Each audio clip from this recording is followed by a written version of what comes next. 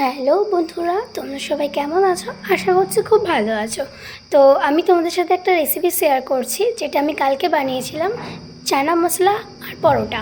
তো কেমন করে বানিয়েছিলাম চলো দেখে নাও। কড়াইতে গরম জল বসিয়েছিলাম, তার মধ্যে ভিজিয়ে রাখা চানাটাকে আমি সেদ্ধ করতে দিয়ে দিচ্ছি। চানা মশলাটাকে সেদ্ধ করতে বসিয়ে দিয়েছি এবং পরিমাণ মতো নুন দিয়ে দেবো। মশলা কষানোর গ্রেভির জন্য আমি রসুন নিয়েছি, আদা, টমেটো, আলু, কাঁচা লঙ্কা আর পেঁয়াজ নিয়েছি।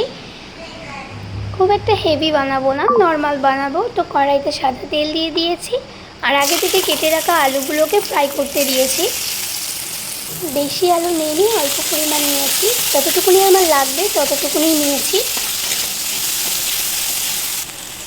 এর মধ্যে অল্প পরিমাণে নুন দিয়েছি আর হলুদ দিয়েছি।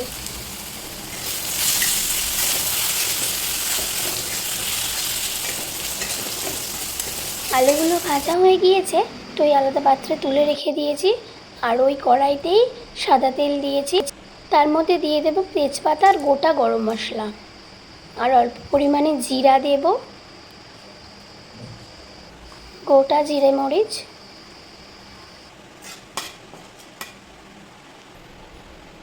মশলাগুলো ভাজা হয়ে গেছে, কুচিয়ে রাখা পেঁয়াজগুলো একটু দিয়ে দেবো এর মধ্যে।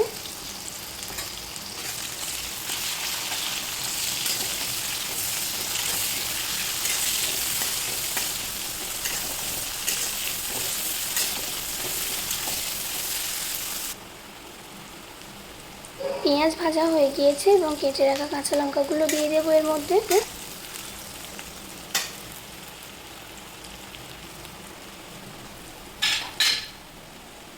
পেঁয়াজ লঙ্কাগুলো ভাজা হয়ে গিয়েছে, এবার তার মধ্যে দিয়ে দেবো রসুন কুচি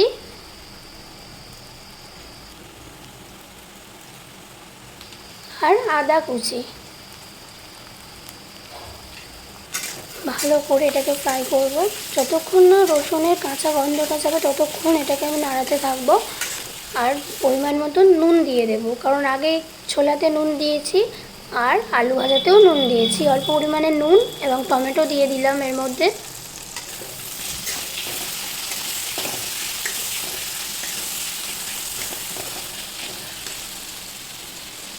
এই যে টমেটো, পেঁয়াজ, আদা, রসুন সব ভালো করে ভাজা হয়ে গিয়েছে, এর মধ্যে দিয়ে দেব হলুদ আর পরিমাণ মতো লঙ্কা। যতটুকুনি খাও ততটুকুনি দিতে পারো তোমরা। আর দিয়ে দেবো জিরে গুঁড়ো, একটু ধনিয়া গুঁড়ো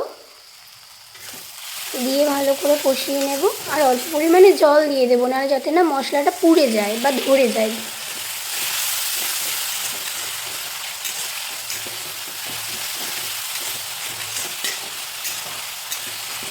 জল দিয়ে ভালো করে কষিয়ে নিচ্ছি।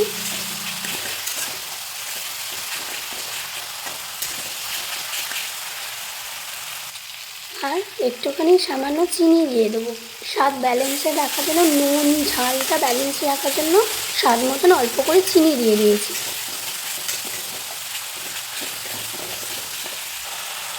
এই যে সব কিছু ভালো করে ফুটে গিয়েছে, এবারে আগে থেকে সিদ্ধ করে রাখা যে চানাটা সেটা দিয়ে দেবো, দিয়ে ভালো করে নাড়িয়ে ভালো করে চানাটাকে ভালো করে কষিয়ে নেব, যাতে মশলাগুলো এর গায়ে গায়ে লেগে যায়।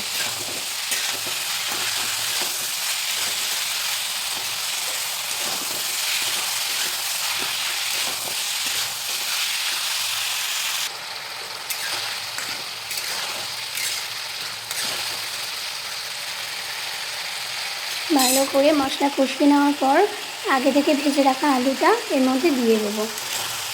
তোমরা চাইলে আলুটা না দিতে পারো, আমি আলু খেতে ভালোবাসি তাই আমি আলুটা দিয়েছি, তোমরা চাইলে আলুটা নাও দিতে পারো।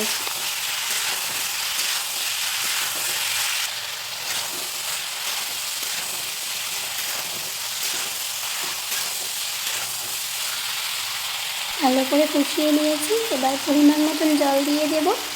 আগে থেকে সিদ্ধ করে রাখা চানা, সেই জন্য অল্প পরিমাণ জল দেব।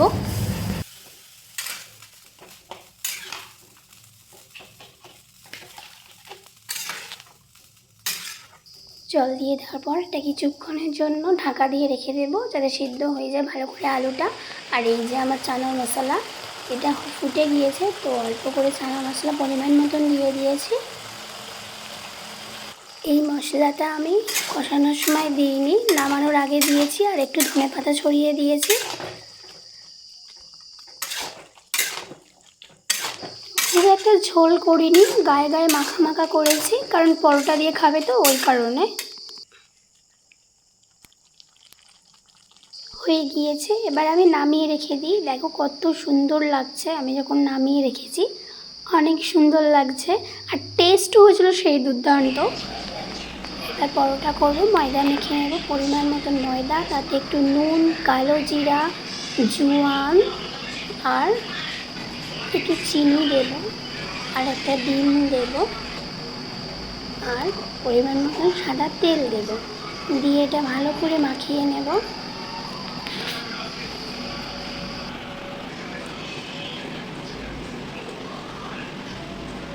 এটা মাখিয়ে নেওয়ার পরে এবারে জল দিয়ে ভালো করে ডোটা করে নিয়েছি। দেখো কতটা নরম হয়েছে। আর এই যে আমি লেচি কেটে নিয়েছি, লেচি কেটে নেওয়ার পরে বেলে নিয়েছি। আমি এইটা আপাতত দেখাতে পারলাম না কী করে বেলেছি, কীভাবে ময়দাটা মেখেছি। তো এই যে পরোটাটা ভাজবো এবার আমি তো এরকম করেই পরোটা ভাজি, তোমরা কেমন করে ভাজো সেটা আমাকে জানিও। বেশি তেল খাওয়াটা খুব একটা ভালো মনে করি না আমি, তো ওই অল্প অল্প তেল দিয়ে, মাও আগে দেখেছিলাম এরকম করেই করে, পরোটা অনেক ধরনেরই করা যায়, তো আমি এরকম করেই করেছি। তোমরা কেমন করে করো আমাকে সেটা কমেন্ট করে জানিও। তো এই যে আমার পরোটা ভাজা কমপ্লিট। তো আগেও একটা দুটো ভেজে নিয়েছি, এই যে থালায় আছে। এই যে একটা একটা করে পরোটা এরকম করেই আমি বেলে ভেজে নিয়েছি। প্রত্যেকটা পরোটাই আমি এরকম করেই করেছি। তো শুধু মাখাটা দেখাতে পারিনি আর বেলাটাই আমি দেখাতে পারিনি, বাদবাকি সবটাই দেখানোর চেষ্টা করেছি।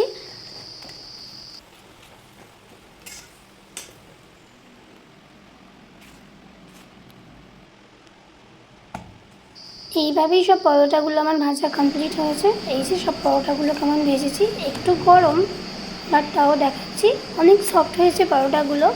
তো ভিডিওটা কেমন লাগলো আমাকে জানিও, পাশে থেকো, লাইক করো, কমেন্ট করো, সাবস্ক্রাইব করো এরকম ভিডিও পাওয়ার জন্য। ভালো থেকো, টাটা।